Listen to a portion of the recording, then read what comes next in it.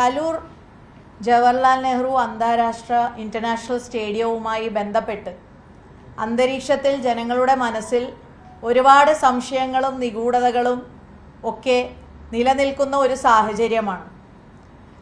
Kaloor international stadium പോലെ നമ്മുടെ എറണാകുളത്തിൻ്റെ കേരളത്തിൻ്റെയൊക്കെ ഒരു അഭിമാനമായി പല മാച്ചുകളൊക്കെ ഇവിടെ നടന്ന ആ സ്ഥലം അതിപ്പോൾ സ്പോൺസർക്ക് കൈമാറുക, അതും സ്പോൺസർക്ക് കൈമാറുന്നതിന് പോലും കോൺട്രാക്റ്റ് പോലും ഇല്ല എന്നുള്ള തരത്തിലുള്ള ഒരുപാട് കാര്യങ്ങൾ അന്തരീക്ഷത്തിൽ നിലനിൽക്കുമ്പോൾ ഇതുമായി ബന്ധപ്പെട്ട കൈമാറലുമായി ബന്ധപ്പെട്ട എല്ലാ രേഖകളും GCDA പുറത്തുവിടണം എന്നുള്ളതാണ് മഹിളാ കോൺഗ്രസ് ആവശ്യപ്പെടുന്നത്.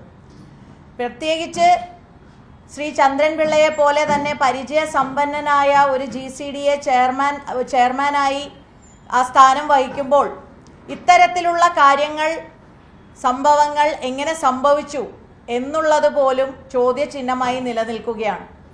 സാധാരണ ഇതിപ്പോൾ ആദ്യമായിട്ടൊന്നുമല്ല ജവഹർലാൽ നെഹ്റു സ്റ്റേഡിയത്തിൽ ഇൻ്റർനാഷണൽ മാച്ചിന് വേണ്ടി തയ്യാറെടുക്കുന്നത്. ഇതിനു മുൻപ് ക്രിക്കറ്റും ഫുട്ബോളും ഒക്കെയായി പല മാച്ചുകൾ ഇവിടെ നടന്നിട്ടുണ്ട്. ഫുട്ബോളുമായി ബന്ധപ്പെട്ട് ഇന്ത്യ-ഇറാൻ കളി നടന്നിട്ടുണ്ട്, അണ്ടർ 17 വേൾഡ് കപ്പ് നടന്നിട്ടുണ്ട്. അങ്ങനെയൊക്കെ നടക്കുമ്പോൾ അവിടെ ഫിഫയായിട്ടാണ് GCDA എഗ്രിമെൻറ്റിൽ എത്തിയിരുന്നത്. പക്ഷേ അങ്ങനെയൊന്നും അല്ലാത്ത മറ്റൊരു സാഹചര്യം ഇവിടെ നിലനിൽക്കുന്നത് നമ്മൾ കാണുന്നു.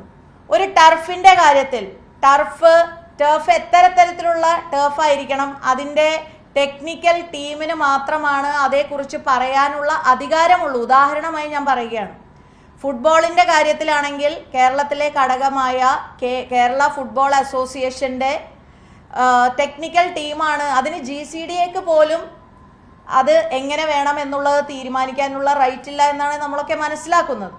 ക്രിക്കറ്റിൻ്റെ കാര്യത്തിലാണെങ്കിൽ പിച്ചിൻ്റെ കാര്യത്തിലാണെങ്കിൽ കേരള ക്രിക്കറ്റ് അസോസിയേഷൻ്റെ ടെക്നിക്കൽ ടീമാണ് ആ പിച്ച് എങ്ങനെ വേണമെന്ന് തീരുമാനിക്കുന്നത്. ഇത് അങ്ങനെയൊന്നും അല്ലാതെ ഇങ്ങനെ ഒരു മാനദണ്ഡങ്ങൾ ഇല്ലാതെ കൃത്യമായ എഗ്രിമെൻ്റ് ഇല്ലാതെ അത് നൽകിയിട്ടുണ്ടെങ്കിൽ അതെല്ലാം വിശദമായി തന്നെ അന്വേഷിക്കേണ്ട കാര്യങ്ങളാണ്. 70 കോടി എന്നാണ് ഇങ്ങനെ അന്തരീക്ഷത്തിൽ നിൽക്കുന്ന സാഹചര്യം.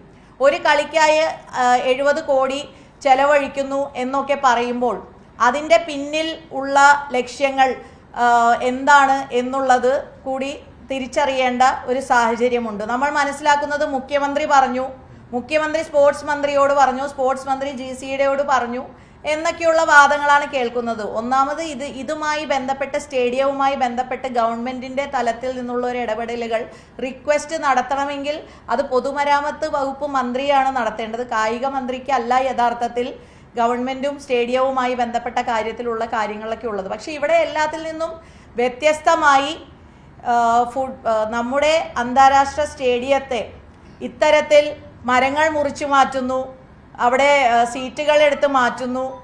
അതിനൊക്കെ സാധാരണയായി ഫിഫയുടെയും അന്താരാഷ്ട്ര കളിയാണ്, ഫിഫ സ്പെസിഫിക്കേഷൻ ഉണ്ട്, അതൊക്കെ തീരുമാനിക്കേണ്ടത് ഓരോ തലത്തിലുമുള്ള കായിക മേഖലയിലുള്ള അതാത് അസോസിയേഷനുകളാണ്. പക്ഷെ അവരുടെ ഒന്നും തരത്തിലുള്ള ഇടപെടലുകൾ ഉണ്ടായതായി നമുക്കൊന്നും കാണുന്നില്ല. അപ്പോൾ അവരെയെല്ലാം അതിൻ്റെ യഥാർത്ഥ ആളുകളെ മാറ്റി നിർത്തി ഇങ്ങനെയുള്ളൊരു കാര്യത്തിലേക്കൊക്കെ പോകുമ്പോൾ ഇതിൻ്റെ സത്യാവസ്ഥ എന്താണ് എന്നുള്ളത് മനസ്സിലാക്കേണ്ടത് ഏറ്റവും പ്രധാനപ്പെട്ട കാര്യമാണ്. GCDA ഇതുമായി ബന്ധപ്പെട്ട മുഴുവൻ രേഖകളും പുറത്തുവിടണം എന്നുള്ളതാണ്. ഈ കൈമാറ്റം സാധാരണഗതിയിൽ ഒരു കളിക്കായി ഒരു മാച്ചിനായി സ്റ്റേഡിയം എടുത്താൽ അതിൻ്റെ റെൻ്റ് അടക്കുന്നു, അതിനുള്ള ആ കളി നടത്തുന്നു, അവർ പോകുന്നു. അതല്ലാതെ ഒരു കൈമാറ്റം കൊടുക്കുന്ന ഒരു രീതിയൊന്നുമില്ല.